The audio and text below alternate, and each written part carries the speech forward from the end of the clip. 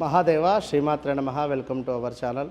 అష్ట ఐశ్వర్యాలు మనకు రావాలి అన్న, అలక్ష్మీ దేవత ఇంటి నుండి ఎంబడే వెళ్ళిపోవాలి అన్న, లేదా దరిద్ర దేవత మన ఇంటిలో తాండవం చేస్తుంది అని అనుకునేటువంటి సందర్భంలో మనము ప్రతిరోజు కూడా ఇంట్లో ఒక చిన్న కొన్ని మాటలు అంటూ ఉండాలి. కొన్ని అమ్మవారి యొక్క నామాలు చెబుతూ ఉండాలి. ఆ నామాలు చెబుతూ ఉంటే ఇప్పుడు ఒక దొంగకు ఒక పోలీసు వస్తున్నాడు అంటే ఏదో ఒక భయం ఉంటుంది. అదేవిధంగా ఒక పిల్లవానికి ఒక వారు చదువు చెప్పేటువంటి సార్ వస్తున్నాడు అంటే ఒక భయం ఉంటుంది. అంటే తప్పు చేసినటువంటి వారికి ఇక్కడ. అదేవిధంగా ఎవరైతే ఇక్కడ ఇంట్లో చిరాకుగా ఉండడం కానీ, అదేవిధంగా తరచూ గొడవలు పడడం కానీ, ఇంట్లో నాన్ వెజ్ ఎక్కువగా కూడా వండడం కానీ, ఇంట్లో కిచెను క్లీన్గా లేకున్నప్పటికీ ఈ యొక్క వంట సామాన్లు ఏవైతే ఉన్నాయో పాత్రలు అవి రాత్రంతా అలాగే ఉండి ఉదయము లేచిన తర్వాత నిమ్మలంగా పని చేసుకోవడం కానీ, ఉదయం స్నానం చేయకుండానే ఇల్లంతా శుభ్రం చేసుకొని వంట పాత్రలు కడుక్కొని టిఫిన్ చేసి భుజించి దాని తర్వాత స్నానం చేసి దీపారాధన చేయడం లాంటివి చేయడం కానీ, దీనివల్ల ఒక నెగిటివ్ అనేది స్ప్రెడ్ అవుతుంది.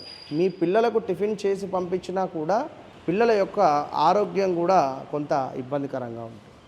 దయచేసి మీరు ఉదయము స్నానం చేసి చక్కగా మీ యొక్క కడపను కడుక్కొని ముగ్గు వేసుకొని ఇల్లు శుభ్రం చేసుకొని చక్కగా అదేవిధంగా వంట పాత్ర అన్నీ కడుక్కోండి.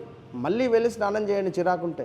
చేసేసి చక్కగా దీపారాధన చేసి అమ్మవారి యొక్క సేవలో ఉండండి. అలాంటి సందర్భంలో మరి ఎవరైతే మనం చెప్పేటువంటి నామాలు మీ ఇంట్లో ప్రతిరోజు మారుమ్రోగుతాయో, మీరు కానీ మీ భర్త కానీ లేదా మీ పిల్లలు కానీ ప్రతిరోజు ఇంట్లో చెప్తూ ఉండాలి. ఈ చెప్పడం వల్ల ఇంట్లో ఉండేటువంటి అలక్ష్మి అనేటువంటి అమ్మవారు వెళ్ళిపోతుంది. గజలాడి వణుకుతూ వెళ్ళిపోతుంది. అందులో ముఖ్యంగా ఏమిటయ్యా అంటే ఆదిలక్ష్మీయై నమః ఈ నామం ఒకటి. ఆదిలక్ష్మీ నమః, ధనలక్ష్మీ నమః, ధాన్యలక్ష్మీ నమః, గజలక్ష్మీ నమః, సంతానలక్ష్మీ నమః, ధైర్యలక్ష్మీ నమః, జయలక్ష్మీ నమః, విద్యాలక్ష్మీ నమః. చూడండి, పేర్లు చెప్తుంటేనే ఏదో ఒక వైబ్రేషన్ వచ్చేసింది ఇక్కడ. అలాంటిది మీ ఇంట్లో ప్రతిరోజు కూడా చెప్పుకున్నట్టయితే అసలు అలక్ష్మీ దేవత ఉండదు, దరిద్ర దేవతకే భయం అవుతుంది. కనుక మనం చెప్పినటువంటి పరిహారాలు పాటిస్తూ ఈ నామాలు చదవండి. మరి సింకులో ఆ యొక్క వంట పాత్రలు ఉంచేసి ఈ నామాలు చదువుతాన్నా ఇబ్బందే. కనుక చక్కగా ఇల్లు మొత్తం శుభ్రం చేసుకొని అంతా పని అయిపోయిన తర్వాత ఈ నామాలు చదవండి. కూర్చొని అమ్మవారికి నేతితో దీపారాధన చేయండి.